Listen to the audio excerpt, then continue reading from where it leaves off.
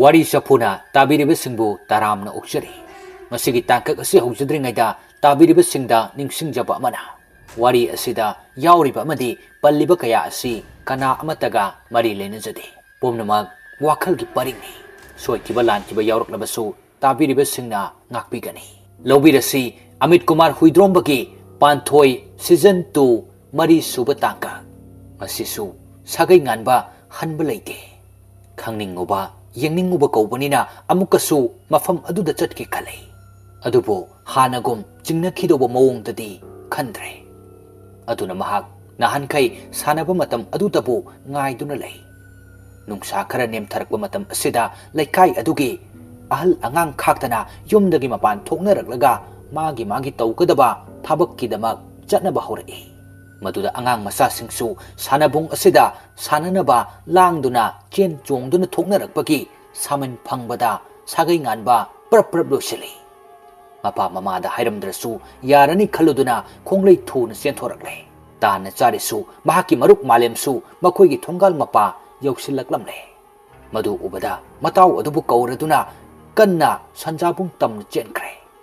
ꯁꯟꯖꯥꯕꯨꯡ ꯍꯦꯛ ꯌꯧꯕꯒꯗꯤ ꯃꯈꯣꯏꯅ ꯃꯐꯝ ꯑꯗꯨ ꯌꯧꯕ ꯏꯍꯥꯟ ꯍꯥꯜꯂꯕꯅꯤꯅ ꯇꯥꯟꯖꯥ ꯑꯁꯤ ꯂꯦꯝꯅ ꯃꯥꯡꯍꯜꯂꯔꯣꯏꯁꯤ ꯍꯥꯏꯕꯒꯤ ꯃꯇꯥꯒꯨꯝ ꯏꯪꯒꯤꯠ ꯇꯧꯅꯔꯗꯨꯅ ꯂꯧꯕꯨꯛ ꯂꯣꯝꯗ ꯆꯦꯟꯊꯈ꯭ꯔꯦ꯫ ꯃꯈꯣꯏꯅ ꯐꯅ ꯌꯥꯝꯅ ꯂꯥꯞꯊꯣꯛꯈ꯭ꯔꯕ ꯃꯇꯝ ꯑꯗꯨꯗ ꯑꯇꯩ ꯃꯤꯁꯤꯡꯁꯨ ꯁꯟꯖꯥꯕꯨꯡ ꯌꯧꯅꯔꯛꯂꯦ꯫ ꯃꯇꯝ ꯑꯗꯨꯗ ꯃꯈꯣꯏ ꯑꯅꯤ ꯃꯃꯥꯏ ꯂꯩꯊꯣꯔꯛꯇꯨꯅ ꯌꯦꯡꯉꯤ꯫ ꯁꯥꯒꯩ ꯉꯥꯟꯕꯅ "ꯁꯤ ꯑꯣꯏꯔꯗꯤ ꯏꯇꯥꯎ ꯃꯈꯣꯏꯅꯁꯨ ꯑꯩꯈꯣꯏ ꯑꯅꯤꯕꯨ ꯈꯪꯂꯔꯣꯏ"꯫ ꯃꯥꯂꯦꯝꯅ "ꯑꯗꯣ ꯃꯤꯗꯤ ꯃꯌꯥꯝ ꯊꯣꯛꯂꯛꯏꯁꯤꯗꯤ"꯫ ꯁꯥꯒꯩ ꯉꯥꯟꯕꯅ "ꯅꯪꯕꯨ ꯊꯣꯛꯂꯛꯏꯕ ꯃꯤꯁꯤꯡꯁꯤ ꯀꯅꯥ ꯀꯅꯥꯅꯣ ꯈꯪꯕ꯭ꯔꯅꯦ"꯫ ꯃꯥꯂꯦꯝꯅ "ꯈꯪꯗꯦ, ꯐꯖꯅ ꯎꯗꯦꯕꯣ"꯫ ꯁꯥꯒꯩ ꯉꯥꯟꯕꯅ "ꯑꯗꯨꯃꯛꯅꯤ ꯃꯈꯣꯏꯅꯁꯨ ꯏꯕꯥꯅꯤꯗ ꯎꯔꯝꯗꯣꯏꯁꯦ"꯫ ꯍꯩꯁꯤꯡꯂꯕ ꯁꯥꯒꯩ ꯉꯥꯟꯕꯒꯤ ꯋꯥꯈꯜꯂꯣꯟ ꯑꯁꯤꯗ ꯃꯥꯂꯦꯝꯁꯨ ꯒ꯭ꯌꯥꯟ ꯇꯥꯔꯦ꯫ ꯂꯣꯏꯅꯅ ꯃꯕꯥꯅꯤꯒꯤ ꯈꯣꯡꯆꯠ ꯑꯗꯨ ꯃꯈꯥ ꯁꯝꯊꯩ꯫ ꯆꯦꯟꯆꯠ ꯆꯠꯄ ꯑꯣꯏꯕꯅꯤꯅ ꯆꯤꯡꯈꯣꯡ ꯑꯗꯨ ꯌꯧꯕꯗꯗꯤ ꯀꯨꯏꯍꯧꯗꯦ꯫ ꯍꯥꯟꯅꯒꯤ ꯄꯨꯈ꯭ꯔꯤ ꯂꯩꯕ ꯑꯗꯣꯝꯗꯁꯨ ꯆꯠꯇ꯭ꯔꯦ꯫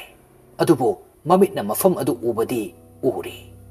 ꯃꯗꯨ ꯎꯕꯗ ꯃꯕꯥꯅꯤꯃꯛ ꯑꯀꯤꯕꯗꯤ ꯄꯣꯛꯏ꯫ ꯃꯕꯥꯅꯤꯒꯤ ꯄꯨꯟꯁꯤ ꯂꯣꯝꯒꯦ ꯇꯧꯔꯝꯕ ꯃꯐꯝ ꯑꯣꯏꯕꯅꯤꯅ ꯀꯔꯤꯒꯤꯗꯤ ꯀꯤꯔꯣꯏ꯫ ꯑꯗꯨꯒꯤꯁꯨ ꯃꯊꯛꯇ ꯃꯤꯔ ꯂꯥꯏꯔ ꯈꯪꯗꯅ ꯀꯔꯤ ꯎꯈꯤꯕ ꯃꯐꯝ ꯑꯗꯨꯅ ꯑꯃꯨꯛꯀꯁꯨ ꯍꯦꯟꯅ ꯀꯤꯍꯜꯂꯤꯕꯅꯤ꯫ ꯑꯗꯨꯕꯨ ꯍꯟꯗꯛꯅ ꯀꯝꯗꯧꯕ? ꯆꯤꯡ ꯑꯁꯤꯁꯨ ꯄꯪꯄꯤꯛ ꯄꯤꯛꯄꯗꯤ ꯅꯠꯇꯦ꯫ ꯍꯥꯟꯅ ꯃꯤꯅ ꯆꯠꯅꯕ ꯈꯣꯡ ꯂꯝꯕꯤꯒꯨꯝꯕ ꯊꯣꯏꯅꯗꯤ ꯎꯗꯦ꯫ ꯑꯗꯨꯕꯨ ꯃꯈꯣꯏꯅ ꯂꯥꯛꯂꯤꯕ ꯑꯁꯤ ꯂꯥꯏꯕꯛ ꯐꯕꯗꯒꯤ ꯂꯝꯕꯤ ꯑꯃꯗꯤ ꯊꯦꯡꯅꯔꯦ꯫ ꯃꯗꯨꯗ ꯃꯈꯣꯏ ꯑꯁꯥ ꯑꯃꯗꯤ ꯎꯔꯦ꯫ ꯃꯥꯂꯦꯝꯅ ꯍꯥꯏ "ꯑꯗꯨ ꯏꯇꯥꯎ ꯍꯣꯔꯦꯟ ꯍꯜꯂꯛꯄꯗꯗꯤ ꯊꯦꯡꯉꯣꯏꯗ꯭ꯔꯣ"꯫ ꯁꯥꯒꯩ ꯉꯥꯟꯕꯅ "ꯊꯦꯡꯉꯣꯏ, ꯊꯦꯡꯗꯅꯕ ꯇꯧꯁꯤ꯫ ꯉꯁꯤ ꯍꯦꯛꯇ ꯊꯦꯡꯅꯅꯤ ꯍꯥꯏꯕ ꯂꯩꯇꯦ꯫ ꯑꯗꯨꯅ ꯍꯌꯦꯡꯁꯨ ꯂꯥꯛꯑꯁꯨ ꯌꯥꯏ"꯫ ꯍꯌꯦꯡꯒꯤ ꯋꯥ ꯑꯃꯨꯛ ꯄꯜꯂꯛꯄ ꯃꯇꯝ ꯑꯁꯤꯗꯗꯤ ꯃꯥꯂꯦꯝ ꯑꯃꯨꯛ ꯇꯟꯁꯤꯜꯂꯛꯏ꯫ ꯃꯇꯥꯎꯒꯤꯗꯃꯛꯇ ꯑꯣꯏꯔꯕꯁꯨ ꯑꯁꯤꯒꯨꯝꯕ ꯑꯉꯥꯡ ꯃꯆꯥ ꯃꯣꯏꯅ ꯑꯊꯥꯞꯄ ꯃꯐꯝ, ꯑꯁꯣꯛ ꯑꯄꯟ, ꯑꯀꯤ ꯑꯈꯪ ꯃꯐꯝ ꯃꯔꯥꯡ ꯈꯪꯗꯕ ꯑꯁꯤꯗ ꯆꯠꯄ ꯑꯁꯤꯗꯤ ꯇꯁꯦꯡꯅ ꯃꯄꯥ ꯃꯃꯥꯅ ꯉꯥꯡꯒꯅꯤ ꯆꯩꯒꯅꯤ ꯈꯟꯕꯗ ꯍꯦꯟꯅ ꯀꯤꯔꯤꯕꯅꯤ꯫ ꯑꯗꯨꯕꯨ ꯃꯃꯥꯡꯊꯛꯇ ꯁꯥꯒꯩ ꯉꯥꯟꯕꯅ ꯃꯍꯥꯛꯀꯤꯁꯨ ꯇꯧꯕꯤꯈꯤꯕ ꯃꯌꯥꯝꯗꯨ ꯅꯤꯡꯁꯤꯡꯂꯨꯔꯒ ꯍꯨꯟꯗꯣꯛꯄꯁꯨ ꯉꯝꯗ꯭ꯔꯦ꯫ ꯂꯨꯅ ꯇꯤꯟꯅꯔꯨꯕ ꯀꯧꯕꯅꯤꯅ ꯍꯤꯛꯇꯣꯛꯄꯁꯨ ꯄꯥꯝꯗ꯭ꯔꯦ꯫ ꯑꯗꯨꯅ ꯃꯔꯝ ꯑꯣꯏꯔꯒ ꯀꯩꯁꯨ ꯑꯀꯥꯏꯕ ꯊꯕꯛ ꯅꯠꯇ꯭ꯔꯦ ꯍꯥꯏꯅ ꯃꯁꯥꯅ ꯈꯟꯗꯣꯔꯛꯏ꯫ ꯆꯤꯡꯆꯦꯞ ꯑꯗꯨ ꯀꯥꯕ ꯍꯧꯔꯛꯏ꯫ ꯅꯥꯛ ꯌꯦꯠꯇꯤ ꯉꯛꯁꯝ ꯌꯧꯕ ꯃꯈꯩ ꯅꯥꯄꯤ ꯁꯤꯡꯕꯤꯅ ꯍꯧꯏ꯫ ꯃꯔꯛꯇ ꯂꯪꯅ ꯎꯆꯥꯟ ꯄꯥꯝꯕꯤ ꯀꯌꯥꯁꯨ ꯎꯔꯤ꯫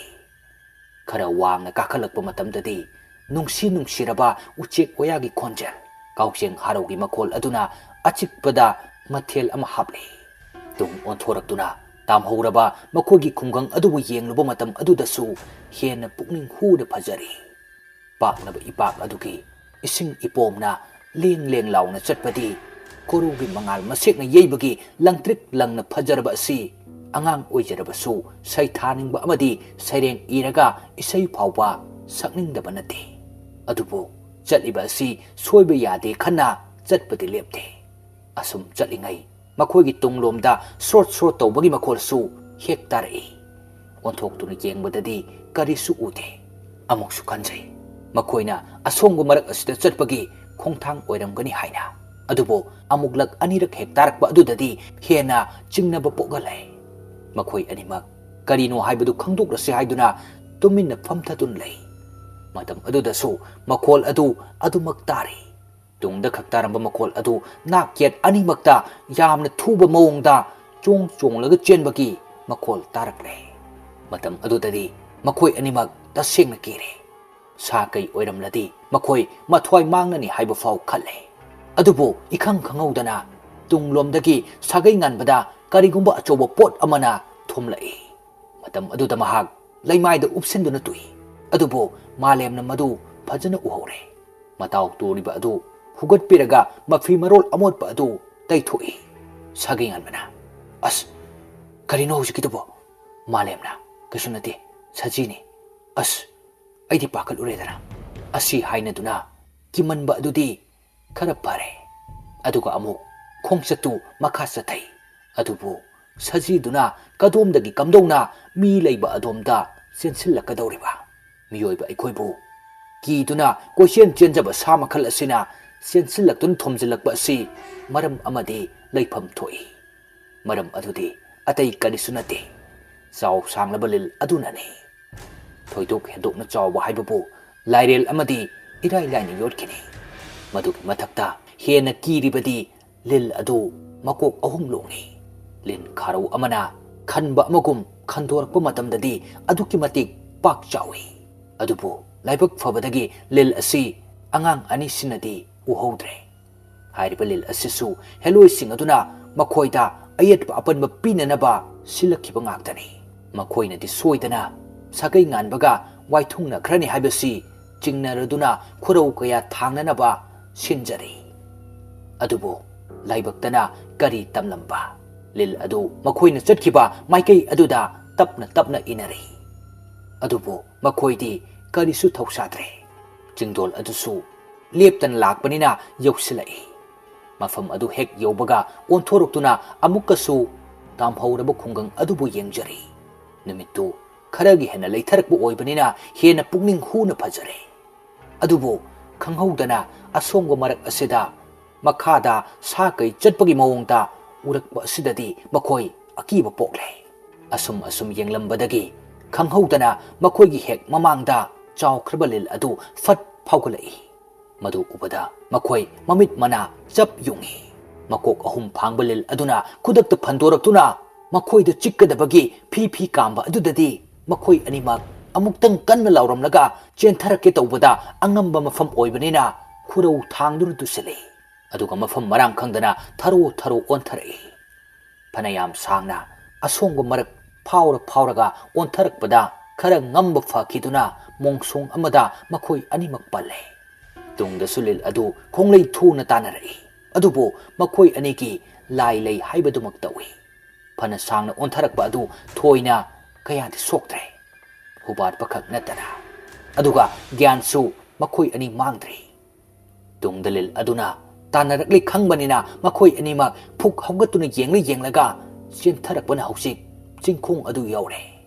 adubu lil asidi kamdori isorgi lilagi matung inna chawkhraba lil aduna sit laga lakpada machin tumba usa amada thengnaruduna mabuk aduda thille anabagi chaina aduna maram oraga nak yata mamai aduna koihai haibada uchaw amada thomjilure madusu hek tek tharaktuna tarakpada lil masamaki mathakta nansinkre masa mareng mayam aduna masing khangdana mafam khuding yungsinbada natana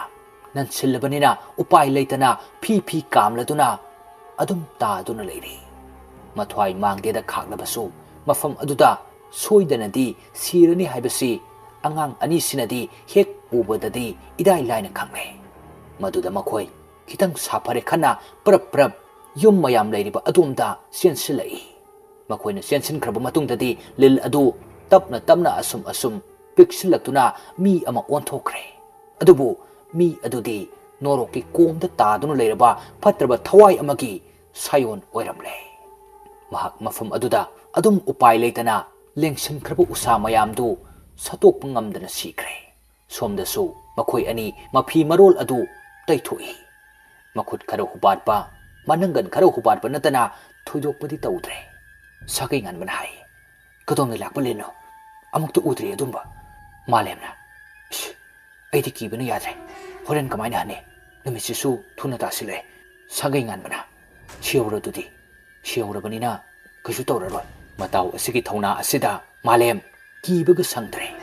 ꯍꯦꯟꯅ ꯑꯗꯨꯝ ꯅꯨꯡꯉꯥꯏꯕ ꯑꯃ ꯐꯥꯎꯔꯛꯂꯦ ꯑꯁꯨꯝꯅ ꯃꯈꯣꯏ ꯌꯨꯝ ꯑꯃ ꯑꯅꯤ ꯂꯩꯕ ꯎꯔꯛꯄ ꯑꯗꯨꯗꯗꯤ ꯋꯥꯈꯜ ꯈꯔ ꯁꯥꯐꯔꯦ ꯂꯝꯕꯤ ꯂꯝꯖꯥꯎꯗ ꯂꯩꯔꯛ ꯈꯨꯜꯂꯛꯇ ꯁꯨꯃꯥꯡ ꯊꯦꯂꯣꯡꯗ ꯑꯆꯠ ꯑꯋꯣꯡꯁꯤꯡ ꯑꯗꯨꯕꯨ ꯀꯣꯏꯌꯦꯡ ꯌꯦꯡꯉꯤ ꯑꯃꯨꯛꯇ ꯎꯗ꯭ꯔꯤꯕ ꯃꯤ ꯉꯥꯛꯇ ꯎꯕꯅꯤꯅ ꯃꯃꯤꯠꯇꯨ ꯀꯨꯞꯇꯦ ꯍꯥꯏꯕꯃꯛꯅꯤ ꯃꯈꯣꯏꯅ ꯌꯦꯡꯂꯤꯕꯁꯦ ꯑꯗꯨꯕꯨ ꯑꯍꯥꯟꯕ ꯁꯩꯍꯦꯛꯇ ꯀꯕꯤ ꯑꯣꯏꯈꯤꯕ ꯑꯗꯨꯒꯨꯝꯅ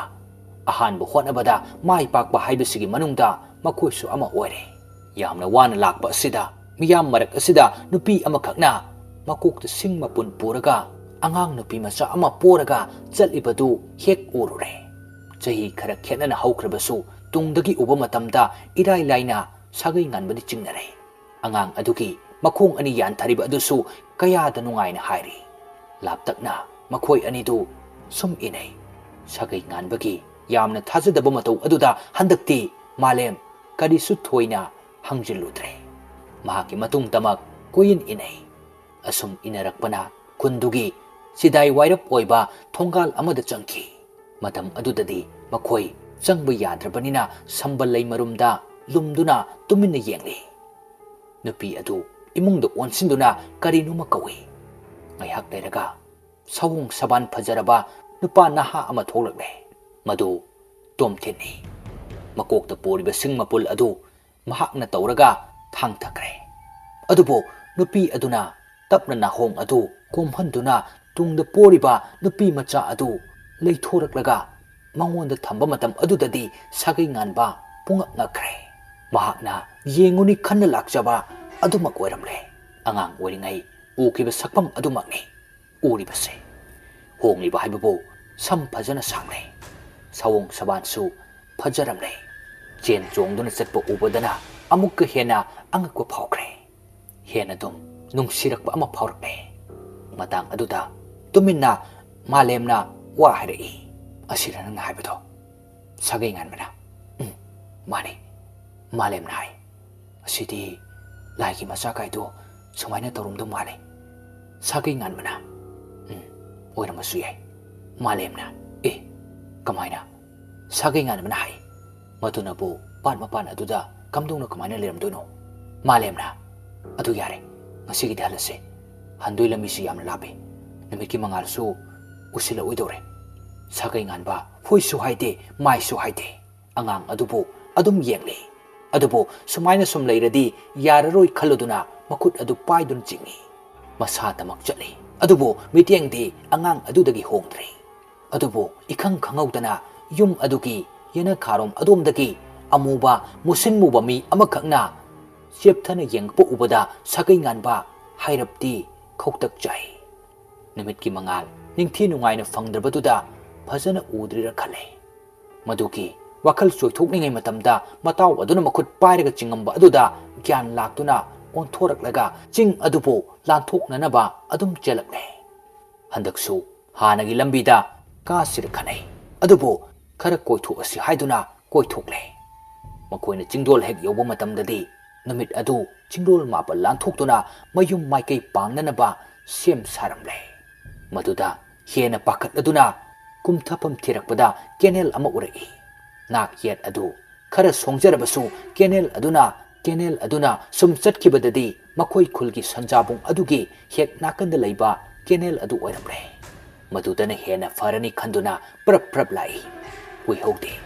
jingkhong yoduna kenel aduda lakba hore numitna taramdai matam asidadi hena khonglei thui haibadumakni tawribase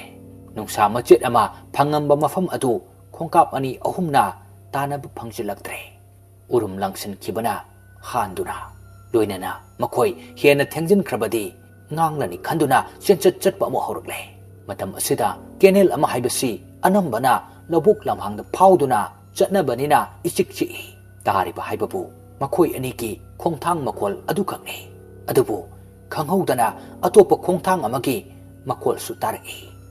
makoi animak khongthang makol adu tari adubu amana amada hangnadragasu khongthang makol tu khonthang naibo oiramgani khanari adubu makol adudi nakyet tungmang amutta khaktana yamsilakle matam aduda malemdi akiba poglaktuna machindagi kari no ngang baurai itaw karino kadai de makol no tarisibo Sagai nganbasu khangna khangna marup adubu kidanaba haiduna haijin wahina paukhum pirai karisu khano ibani gi khongthang asigi khongthang ibani adubu malemgi akibadi handre makha tana hangdrasu akibana maram oiraga tungdagi kanna ilakpagi mawongda cheliba adu yangkhalai aduga ikhang khangaudana makhoi anigi mamangda amuba haudong ama phat langiba aduda khangprek khangna malem adu lauramlaga tusili maduda mahakti mihundu chenkhat khraba male mamit mana yungkhatkre khudong thiba tare khanduna mataw adubu gyan laknanaba kari kari tawsigi khanbada makok aduda sor kamli aduga masa adusu koinom nomduna kauri marirak mangarak kaubu matam adudadi gyan lakle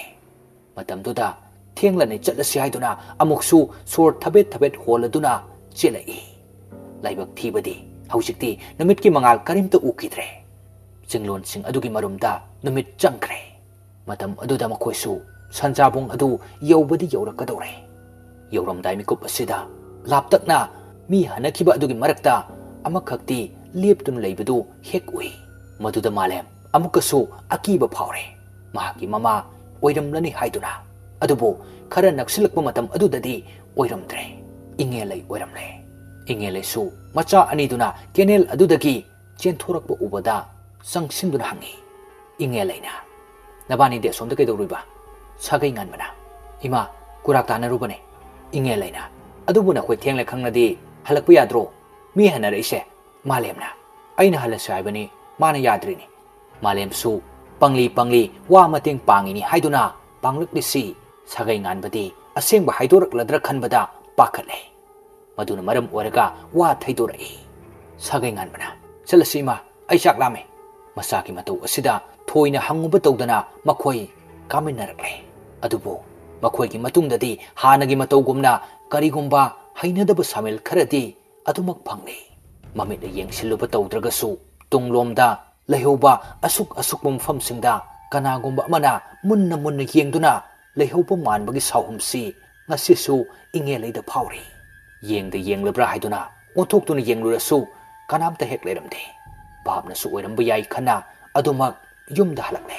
thongalda changbadasu asimakni hawriba ujaw asigi masa mareng asi koihai hairaga makhoibu fagadobagi mawong manbasu ingeleina hek phawri uthakdana yongla mira natragana karino khangdabana chongduna leibagi mawong manbasida hena akiba phawribani adubu karisu tawdrisibu karisu tawrakloi khana khandoklaga leirakpani thongal changlakpa asida macha aduna asumna haregi sagai nganmana ima hayengaiti ai longba lakano marupsingi mamangda yam ikai migidi mama mapa karam lakte inge leina moi laktrena aisu laktabadi yadi sagai nganmana adosu ai thengnaga su hanjalaktridubu inge leina adu oirasu yade sagai nganmana hai adu oirasu lakanoba inge leina adudi hayengai thengna hanjalakpa yaroiko sagai nganmana makhoi aniki warisi somdadi nokmi nungaina tari achikpa akomba tanja phanglani khalubada heloi sing adugi sebok oiriba patraba thawai asi uthak amadagi uthak amada chonglaga leiri warisigi mathangi part amuk ngaiminasi